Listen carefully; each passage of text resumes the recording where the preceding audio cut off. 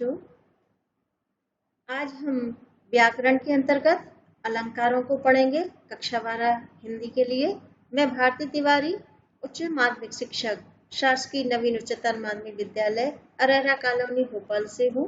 हिंदी की कक्षा में आपका स्वागत है।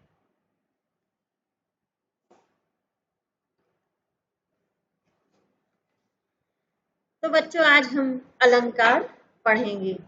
काव्य के बहुत सारे तत्व आपने देखे होंगे, जैसे रस है, छंद है और अलंकार भी होते हैं। काव्य गुण है, काव्य शब्द शक्ति भी है। तो आज हम अलंकार पढ़ते हैं। अलंकार का सबसे पहले अर्थ। अलंकार की उत्पत्ति अलंग धातु से हुई है, जिसका अर्थ होता है आभूषण। जिस प्रकार आभूषण नारी सौंदर्य को बढ़ाते हैं, उसी प्रकार अलंकार काव्य की शोभा भी बढ़ाती है। आचार्य दंडी ने अलंकारों को शोभावर्धक तत्व माना है। काव्य शोभाकरान धर्मान अलंकारन रक्षते। साधारण रूप में हम कह सकते हैं, काव्य की शोभा बढ़ाने वाले तत्वों को अलंकार कहा जाता है।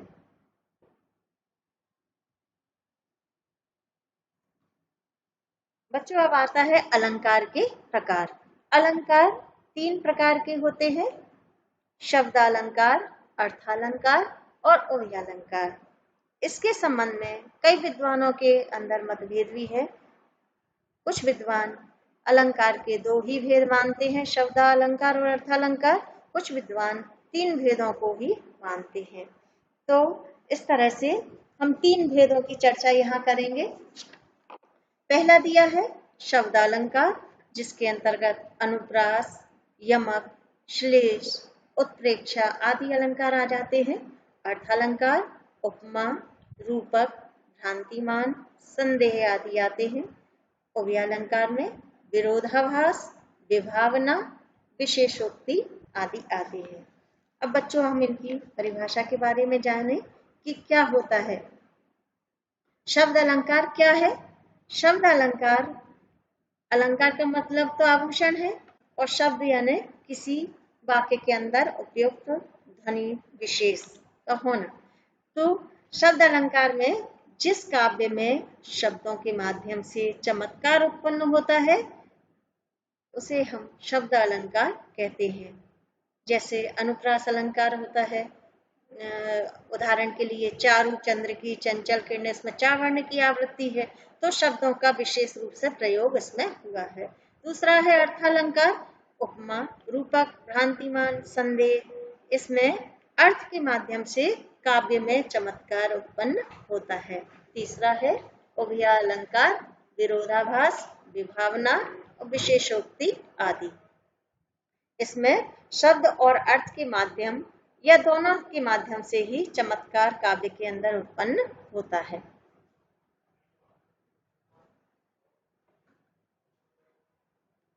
अब आता है पहला यमक अलंकार। बच्चों, 9th में भी आपने यमक अलंकार पढ़ा होगा। यमक अलंकार का अर्थ होता है 2। अतः जहां किसी काव्य में एक समान शब्द की आवृत्ति 2 या 2 से अधिक बार होती है, वहां पर यमक अलंकार होता है। उदाहरण के लिए, यानी समान शब्द होते हैं और उनके अर्थ अलग अलग होते हैं। ये बात आप ध्यान में रखेंगे। उदाहरण दिया है, कनक कनकते सौगुनी मादकतादिकाय, या वापाए बोरात जग बा खाए बोराय। इसमें कनक कनक 2 शब्द आए हैं। देखने सुनने में एक समान लग रहे हैं, लेकिन पहले कनक का अर्थ होता है सोना और दूसरे कनक का अर्थ होता है धतूरा, जबकि दोनों ही एक समान शब्द हैं। दूसरे उदाहरण में, मूरत मधुर मनोहर देखी, भयहु विदेह विदेह विसेखी। पहले विदेह का अर्थ राजा जनक है। विदेह विदेह 2 बार आए हैं, दोनों के अर्थ अलग अलग हैं। पहले विदेह का अर्थ राजा जनक है और दूसरे विदेह का अर्थ देह रहित होना बताया गया है। जैसे ही मूरत मधुर मनोहर देखी, भयहु विदेह विदेह विशेषी। सीता के स्वयंवर का समय है। राम और लक्ष्मण जैसे ही सभागार में आते हैं तो उनकी मूरत मधुर मनोहर देखी, जैसे ही राजा जनक उनकी सुंदर, राम की सुंदर मधुर मूरत को देखते हैं यानी चेहरे को देखते हैं, भयहु विदेह विदेह विशेखी, यानी जो राजा जनक हैं विदेह हैं, वो विदेह यानी अपने देह रहित हो जाते हैं, अर्थात जड़वत हो जाते हैं, देहहीन हो जाते हैं। अब आता है श्लेष अलंकार। श्लेष अलंकार का अर्थ होता है चिपका हुआ। अतः जहां किसी एक शब्द के साथ एक से अधिक अर्थ चिपके हुए हों वहां श्लेष अलंकार होता है। रहीमन पानी राखिए, बिन पानी सब सून, पानी गए न उबरे, मोती मानस चून। चिरजीवो जोरी जुरे, क्यों न स्नेह गंभीर, ओ घटिए वृषभानुजा, बेहलदर के वीर। यहाँ पर श्लेष के दो उदाहरण हमने दिए हैं। पहला उदाहरण है रहीमन पानी राखिए, बिन पानी सब सून। यहाँ पानी शब्द के पानी गए न उबरे, मोती मानस चून, यहाँ पानी के 3 अर्थ दिए हैं। पानी गए न उबरे, इस पानी में जो पानी आया है उसके 3 अर्थ हैं। पहला मोती की चमक, दूसरा मनुष्य की इज्जत और तीसरा चूने के अंदर पानी। दूसरा उदाहरण है चिरजीवो जोरी जुरे, क्यों न स्नेह गंभीर, को घटिए वृषभानुजा, बेहलदर के वीर। इसमें वृषभानुजा के भी 2 अर्थ हैं। वृषभानु धन जा, अर्थात वृषभानु राजा जो वृषभानु थे उनका नाम है, और दूसरा जा का अर्थ होता है पुत्री, अर्थात वृषभानु की पुत्री राधा। दूसरा विच्छेद हम जब करते हैं वृषभ धन अनुजा, वृषभ का अर्थ होता है बैल और अनुजा का अर्थ होता है छोटी बहन, तो बैल की छोटी बहन अर्थात गाय। तो वृषभानु के 2 अर्थ यहाँ प्रदर्शित होते हैं। इसी तरह से अगर हम देखें तो दूसरी लाइन में बेहलदर के वीर, तो हलधर के भी यहाँ 2 अर्थ हमें मिल सकते हैं। हलधर अर्थात बलराम, और उनके वीर, वीर का अर्थ होता है भाई, है ना। बेहलदर के वीर, हलधर यानी बलराम और उनके वीर अर्थात श्री कृष्ण। दूसरा है हलधर के वीर, हल को धारण करने वाला। हल को धारण करने वाला कौन है? बैल, और उसका वीर अर्थात बैल, बैल का भाई बैल।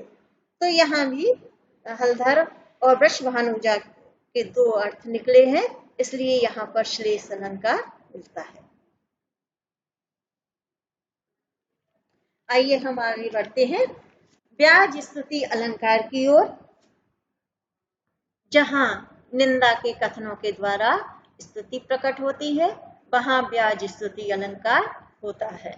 अर्थात जब कथन में, देखने में, सुनने में निंदा सी जान पड़ती है किंतु वास्तव में प्रशंसा होती है, वहां ब्याज स्तुति अलंकार होता है। उदाहरण, गंगा क्यों टेढ़ी चलती हो, दुष्टों को शिव कर देती हो, क्यों यह बुरा काम करती हो, नरक रिक्त कर दिवि भरती हो। इसमें गंगा को टेढ़ी चलने वाली कहा गया है। एक प्रकार से निंदा, टेढ़ा चलना मतलब निंदा करना कि गंगा तो उल्टी सीधी चाल चलती हो। फिर दूसरी लाइन में, किंतु दुष्टों का भी कल्याण करती हो, दुष्टों का शिव का अर्थ होता कल्याण करना, लेकिन तुम दुष्टों का शिव कर देती हो। यहाँ पर उनकी प्रशंसा की गई है, उसमें स्तुति या प्रशंसा की है। नरक रिक्त कर स्वर्ग को आप भर रही हैं, क्यों यह बुरा काम कर दी, ये आप बहुत बुरा काम कर रही हैं, यहाँ भी उनकी बुराई के रूप में कहा गया। नरक रिक्त कर दिवि भरती हैं, आप नरक खाली कर रही हैं और दिवि, दिवि का अर्थ है स्वर्ग भर रही हैं। अर्थात गंगा नदी में जो स्नान कर लेता है दुष्ट भी पाप रहित हो जाता है। तो गंगा के लिए कहा गया कि आप क्यों टेढ़ी चलती हैं, आप ये बुरा काम क्यों कर रही हैं कि आप दुष्टों को भी इनका भी कल्याण करती हैं और उन्हें स्वर्ग भेज रही हैं। दूसरा है यमुना तुम अविवेकनी कौन लियो यह ढंग, पापिन से निज बंधु को मान करावत भंग। इस प्रकार यमुना नदी को भी विवेकहीन कहा है, उनसे कहा गया है, लेकिन पापियों को आप पाप मुक्त करवा देती है। यमुना तुम अविवेकनी कौन लियो ढंग, तुम्हारे ये कौन सा ढंग है, ये तुम्हारे कौन से कार्य है कि तुम अविवेकी हो, तुम पापियों से अपने भाई यमराज का मांग भी भंग करा देती हो। अर्थात आपके पानी में, आपके जल में जो स्नान करता है वो पाप मुक्त हो जाता है, और जो व्यक्ति पापी है यमराज उसे नरक की यातनाएं देते हैं, लेकिन आप उनके मान को भंग कर रही हैं, यानी पापियों को आप दोष रहित बना रही हैं। अब आता है ब्याज निंदा अलंकार। जहां स्तुति के कथनों द्वारा निंदा प्रकट होती है वहां ब्याज निंदा अलंकार होता है। अर्थात प्रारंभ में तो प्रशंसा की जाती है लेकिन बाद में उसकी निंदा होती है। उदाहरण है राम साधु तुम साधु सुजाना, राम मातु भली मैं पहचाना। यहाँ पर कहा गया है कि राम संत की तरह हैं और तुम तो श्रेष्ठ संत हो। मैंने बहुत अच्छी तरह से जान लिया है कि तुम राम की माँ हो। यह प्रशंसा के शब्दों में निंदा की गई है। यह कथन रानी कैकेयी के लिए कहा गया है कि राम साधु तुम साधु सुजाना, यानी राम संत हैं तो तुम और भी श्रेष्ठ संत हो क्योंकि तुम उनकी माँ हो और मैंने तुम्हें पहचान लिया है। यानी व्यंग्यात्मक रूप में जो बात कही गई है वो निंदा दर्शाती है, वास्तव में निंदा है और प्रारंभ में उसे सुजान कहा गया है, तो यहाँ पर उनकी प्रशंसा की गई है। दूसरा उदाहरण है नाक कान बिनु भगनी निहारी, क्षमा कीन तुम दया विचारी। यहाँ रावण के लिए व्यंग्यात्मक शब्दों का प्रयोग किया गया है। नाक कान से विहीन आपने अपनी बहन को देखा, लेकिन आप बहुत बड़े दयावान हैं, आप बहुत दया रखने वाले हैं कि आपने सबको क्षमा कर दिया। तीसरा उदाहरण दिया है तुम तो सखा श्याम सुंदर के सकल जोग के ईश। इस उदाहरण में उद्धव के प्रारंभ में सराहना की जा रही है, लेकिन व्यंग में ही बात गोपियों के द्वारा कही गई है कि तुम सकल जोग के ईश, यानी तुम तो सखा श्याम सुंदर के, यानी तुम श्री कृष्ण के परम मित्र हो, सकल जोग के ईश और योग साधना के बड़े ज्ञाता हो। तो इस बात को भी उन्होंने व्यंग में कहा है।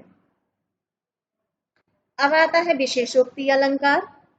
जहां कारण के उपस्थित होने पर भी कार्य संपन्न नहीं होता है वहां विशेषोक्ति अलंकार होता है।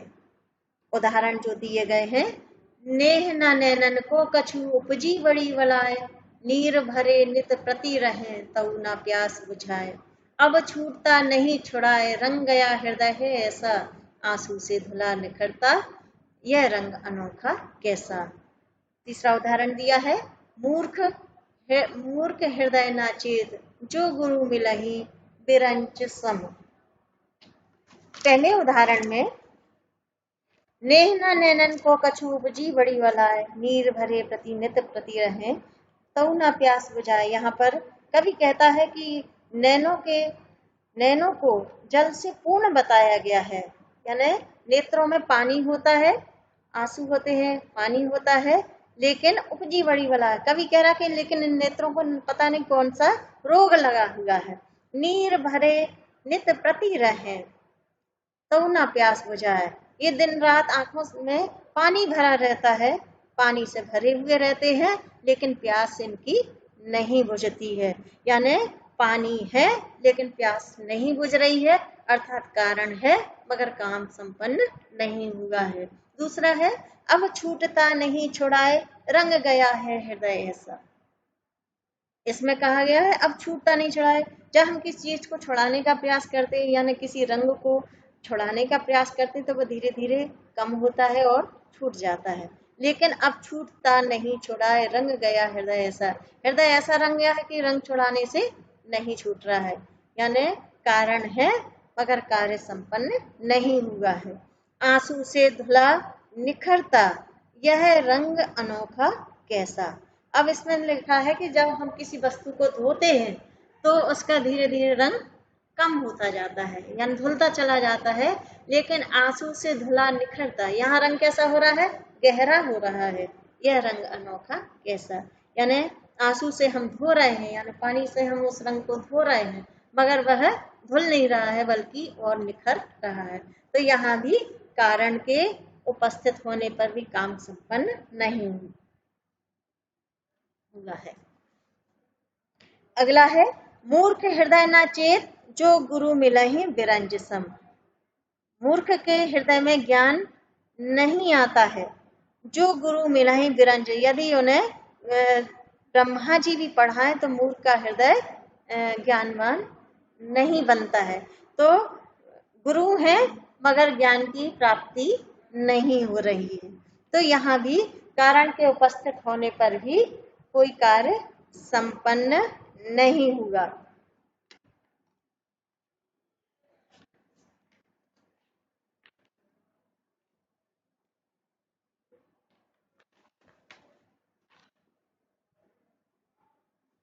अब आता है विभावना अलंकार, जहां कारण के बिना ही कार्य की उत्पत्ति का होना बताया जाए वहां पर विभावना अलंकार होता है, अर्थात कारण नहीं होता है तब भी काम संपन्न हो जाता है। उदाहरण दिया है, बिनु पद चले सुने बिन काना, कर बिनु करम करे विधि नाना, आनन रहित सकल रस भोगी, बिन वाणी बक्ता बड़ जोगी। दूसरा उदाहरण दिया है, नाच अचानक ही उठे बिन पावस बन मोर। दोनों उदाहरण दिए हैं। परिभाषा है कि कारण नहीं होता है मगर काम संपन्न हो जाता है। जैसा उदाहरण दिया, बिनु पद चले सुने बिनु काना, यहाँ ईश्वर के लिए कहा गया है। बिनु पद चले, जिसके पैर नहीं है तब भी वह चलता है। सुने बिनु काना, जिसके कान नहीं है लेकिन वह सबकी बात सुनता है। कर बिनु करम करे विधि नाना, हाथ नहीं है मगर उसके द्वारा हर कार्य संपन्न होता है। आनन रहित सकल रस भोगी, चेहरा नहीं है लेकिन सभी विषयों का पान करने वाला है, सभी रसों का पान करने वाला है। बिन वाणी वक्ता बड़ जोगी, वाणी नहीं है लेकिन सबसे बड़ा वक्ता है। हम कहते हैं ना कि ईश्वर की लाठी में आवाज नहीं होती, वाणी नहीं है लेकिन सबसे बड़ा वक्ता वही है। तो यहाँ पर यही बताया गया है कि कारण नहीं होता है, काम संपन्न होता है। यानी पैर नहीं है चलता है, कान नहीं है वह सुनता है, हाथ नहीं है काम करता है, चेहरा नहीं है सकल रस का पान करता है, वाणी नहीं है लेकिन सबसे बड़ा प्रवक्ता भी है। दूसरा उदाहरण, नाच अचानक ही उठे बिन पावस बन मोर, यानी जंगल में अचानक से मोर उठ गए, नाचने लगते हैं, उठ कर नाच रहे हैं। बिनु पावस, बरसात नहीं हो रही है, ना बिना बरसात के या बिना वर्षा ऋतु के ही जंगल में मोर अचानक से नाच उठे हैं। इसमें कारण नहीं है, यानी वर्षा ऋतु नहीं है मतलब कारण नहीं है, और कार्य संपन्न हुआ कि मोर नाचने लगे हैं। इस तरह से ये प्रमुख अलंकार हैं जो आप कक्षा 12 में आपको पढ़ने हैं। यमक, श्लेष, ब्याज निंदा, ब्याज स्तुति, विशेषोक्ति, विभावना। अब बच्चों मैं एक बार आपको इन सभी अलंकारों के संक्षिप्त रूप को मैं बता देती हूँ। सबसे पहले हमने पढ़ा यमक और श्लेष, तो दोनों अलंकारों में क्या अंतर है ये हम बता देते हैं। यमक, इसमें एक समान शब्द की दो या दो से अधिक बार आवृत्ति होती है। समान शब्द होते हैं, जैसे आपने देखा होगा कनक कनक, ठीक है, तो एक ही समान शब्द होते हैं, आवृत्ति बार बार दो या दो से अधिक बार हो सकती है लेकिन अर्थ अलग होते, समान शब्द है लेकिन अर्थ अलग है। वो होता है यमक अलंकार, कनक कनकते सौगुनी मादकताधिकाय, यही खाए बौरा जग वही पाए बौरा। ठीक है। दूसरा है श्लेष अलंकार। इस अलंकार में एक ही शब्द के कई अर्थ निकलते हैं। जहां एक ही शब्द होगा और अर्थ कई निकले, जैसे अपन लोगों ने आगे पढ़ा है, रही मन पानी राखिए बिन पानी सब सून। पानी का उदाहरण दिया है, इसमें पानी के 3 अर्थ निकल रहे हैं, मोती की चमक, मानव की इज्जत और चूने के अंदर पानी। ये तीनों ही बिना पानी के सूने होते हैं। इसके बाद में ब्याज निंदा अलंकार, जहां प्रस्तुत में प्रशंसा की जाती है और बाद में निंदा स्पष्ट होती है। यानी पहले प्रारंभ में हमें लगता है कि प्रशंसा की जा रही है, लेकिन बाद में व्यंग्यात्मक रूप में बात कही जाती है, वहां ब्याज निंदा अलंकार होता है। जैसे उदाहरण हमने देखा था, नाक कान बिनु भगनी निहारी, क्षमा कीन तुम दया विचारी। ऐसे ही तुम तो सखा श्याम सुंदर के, सकल जोग के ईश। इसके बाद में ब्याज स्तुति अलंकार, जहां प्रस्तुत में निंदा की जाती है, यानी प्रारंभ में निंदा होती है लेकिन वास्तव में प्रशंसा की जाती है, वहां पर ब्याज स्तुति अलंकार होता है। इसमें उदाहरण था, बिन पद चले सुने बिन काना।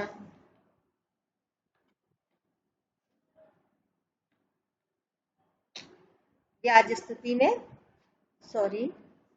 ब्याज स्तुति अलंकार में निंदा की जाती है और वास्तव में प्रशंसा की जाती है, वहां पर ब्याज स्तुति अलंकार होता है। उदाहरण के तौर पर हम बताएंगे, गंगा क्यों टेढ़ी चलती हो, दुष्टों को शिव कर देती हो, क्यों यह बुरा काम करती हो, नरक रिक्त कर दिव्य भरती हो। इसमें यह कहा गया है, गंगा को टेढ़ा कहा गया, यानी प्रारंभ में निंदा की गई और वास्तव में उनकी प्रशंसा की गई है कि आप में के जल में जो भी स्नान करता है वह ऐसा होता है, पाप मुक्त होता है। अब आता है विशेषोक्ति अलंकार, और विभावना में थोड़ा सा यही अंतर है। विशेषोक्ति में कारण उपस्थित होता है और कार्य संपन्न नहीं होता। जैसे, मूरख हृदय ना चेत जो गुरु मिलहि बिरंच सम। ब्रह्मा जी जैसा गुरु मिले और फिर भी हमारे अंदर बुद्धि ना आ पाए या हमें ज्ञान प्राप्त ना हो सके। इसी तरह से, अब छूटता नहीं छुड़ाए रंग गया हृदय है कैसा, आंसू से धुला निखरता यह रंग अनोखा कैसा। यानी धोने पर भी रंग नहीं छूट रहा है, कारण के उपस्थित होने पर भी काम संपन्न नहीं होगा।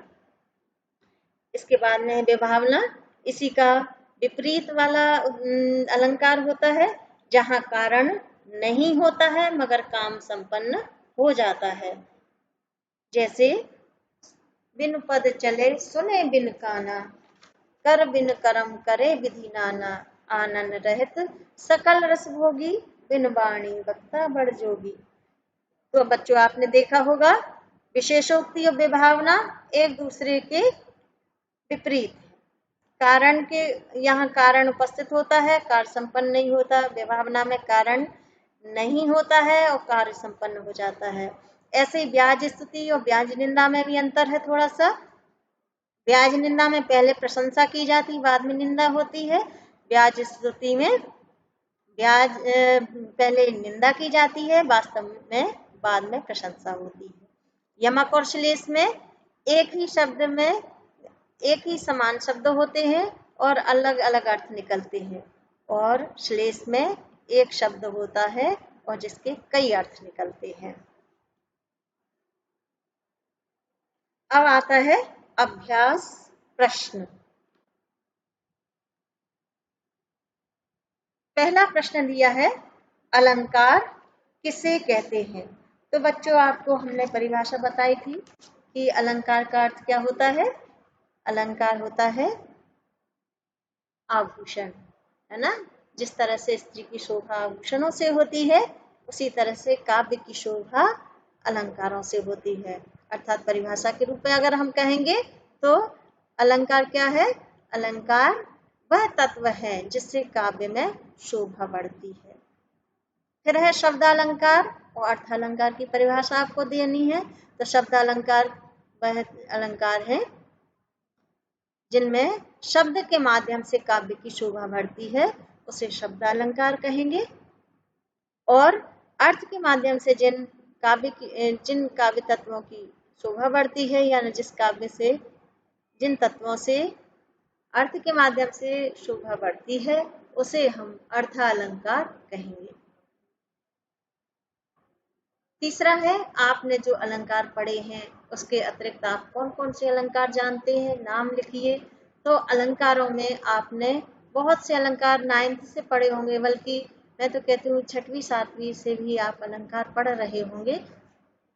इसमें अनुप्रास पढ़ा होगा, अनुप्रास अलंकार है, यमक है, श्लेष है, उत्प्रेक्षा है, ये तो 9th में ही आपने पढ़े होंगे, 9th में 10th में। और इसके अलावा 10th क्लास में आपने अतिशयोक्ति, अन्योक्ति और वक्रोक्ति पढ़ा होगा। 11th में आपने संदेह पढ़ा होगा, भ्रांतिमान पढ़ा होगा, वनहति पढ़ा होगा। तो इस तरह से आपने छोटी कक्षाओं में यानी 12th क्लास के पहले जो अलंकार आपने पढ़े हैं, उन अलंकारों के आपको नाम लिखने हैं। अगला है यमक और श्लेष अलंकार का उदाहरण। यमक और श्लेष अलंकार हमने आपको कई बार 2-3 बार समझा दिया है। यमक में एक समान शब्द होते हैं और अर्थ अलग अलग होते हैं, और श्लेष अलंकार में एक शब्द के कई अर्थ निकलते हैं। विभावना और विशेषोक्ति अलंकारों में अंतर। विभावना में कारण नहीं होता और काम संपन्न हो जाता है। विशेषोक्ति में कारण होते हुए भी काम संपन्न नहीं होता। तो ये अलंकारों में अंतर है।